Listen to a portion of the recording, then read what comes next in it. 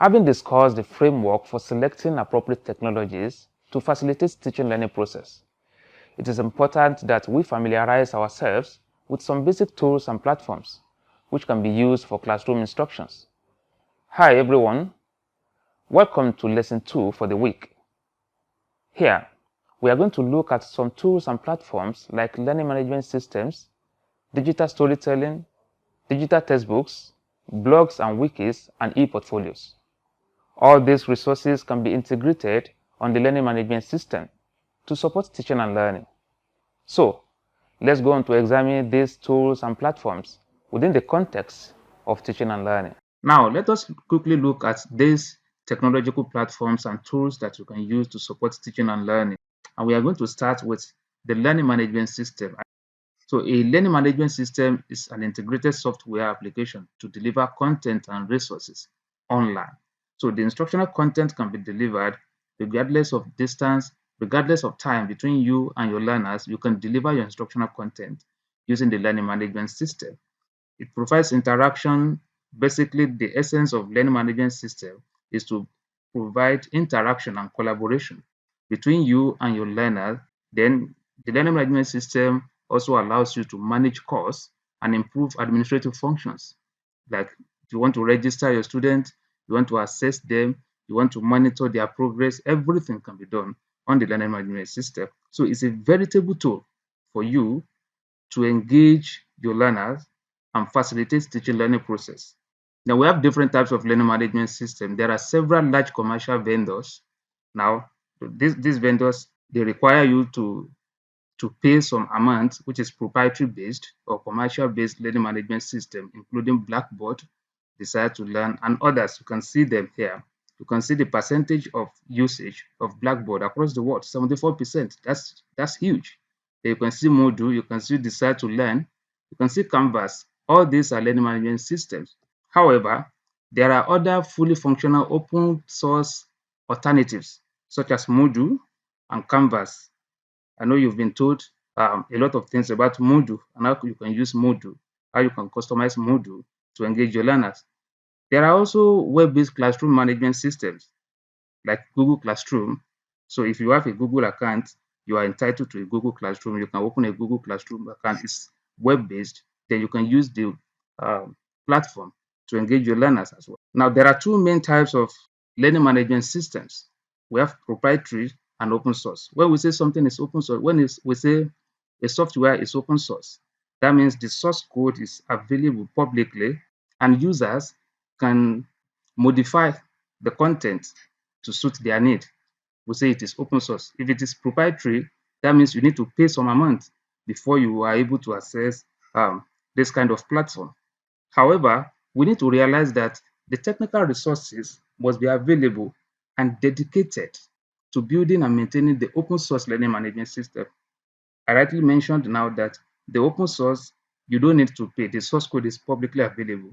However, you should have the technical capability to modify the content, to customize, and to change the look and feel of the platform. So it's not something that you just rush into.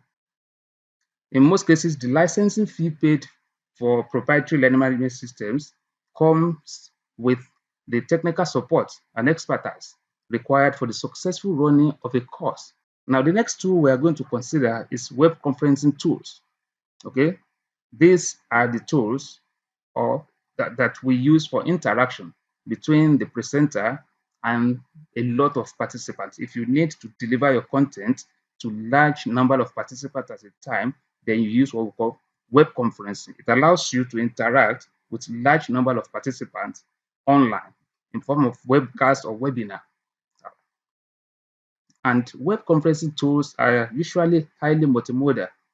So you can deliver different multimedia elements to your audience at a time. You can give them text, give them chats, engage them with voice, video, so many things. You can do screen sharing, a whole lot of things that you can do at a time. So it is highly multimodal and it is quite effective to engage your learners, especially when your learners are not in the same environment that you are. And that is why we use this mostly in open and distance learning. Now, the productive capabilities of web conferencing environments and the sense of personal connection between the presenter and the audience make these tools particularly effective, especially for social and teaching presence. So socially, you'll be able to engage your learners. The teaching presence will be there because you'll be able to deliver your content. There are different web conferencing tools that you can use to engage your learners. And this includes something like Zoom. As we all know, you can use Zoom for video conferencing. We have Adobe Connect that you can use for video conferencing as well. And there is a free software like Skype, which can also be used for video conferencing. So these tools are video conferencing tools, and you can utilize their capabilities to engage your learners. Now let's look at digital textbook. That is the next platform. That is the next technological tool that we are going to look at. It's another learning resource that can be used to facilitate learning. Digital textbooks are electronic texts with improved accessibility, flexibility, and customization. So these are the basic features of digital textbooks. So if you see a textbook that you can easily access and it's flexible, okay, that's what we call a digital textbook. They are usually embedded with multimedia content, assessments, and improved interactivity. So these textbooks, they are not ordinary textbooks. They are textbooks that are embedded with multimedia content. Let me show you an example of digital textbook. Okay, look at this now. This is an example of digital textbook. Look at this. This is an example of digital textbook. You can see a link here. When you click here, it takes you to another page where you're going to read more about this. So it's interactive. Okay. When you click, look at this place now. When you click at this content, it gives you the table of content.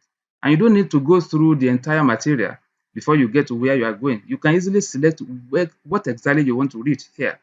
If I want to read something about methods of teaching now, this chapter 3, I don't need to go through the entire content. I will just click here, then it takes me there. You can see I'm already here. This is what we call digital textbook. And you have a whole lot of links and reference materials. So it is highly interactive and embedded with multimedia technology. You can see multimedia tech, you can see pictures, you can see different things, graphics. Now let's quickly look at digital storytelling. This is another critical tool that you can use to engage your learners in the classroom. It involves the combination of traditional art of storytelling and the power of technology to engage learners. Now, through this digital storytelling, learners combine a range of multimedia or media resources like text, image, video, and even audio to craft a narrative. So they are able to combine these multimedia resources. Storytelling can be a powerful way for individual learners to explore and express personal experiences. When learners develop their stories over a period of time, they develop a wide range of digital literacy. So they are able to develop critical skills, ICT skills, evaluating skills, critical thinking skills, analyzing skills. Everything, all this will be developed when your students are able to develop digital storytelling and when you also develop digital storytelling for your class. Now, lastly, we are going to look at e-portfolio. These are collections of writing, documents, and other artifacts maintained individually by students to demonstrate their learning over a course. So it can play an important developmental role, requiring learners to reflect on their work and evaluate it objectively. So in this way, an e-portfolio becomes more than a mechanical assessment exercise because it encourages learners to take a broader holistic view of their learning. So they'll be able to assess themselves and know where they need to improve appropriately. E-portfolios can be integrated on the learning management system. For example, an e-portfolio software like Mahara is an open source e-portfolio system, and it can be integrated into Moodle. If you can use the combination of all these tools appropriately within the teaching learning process, you will be able to engage your learners, especially these 21st century learners who live in media saturated environments. Thank you for watching. I'll see you in the next class.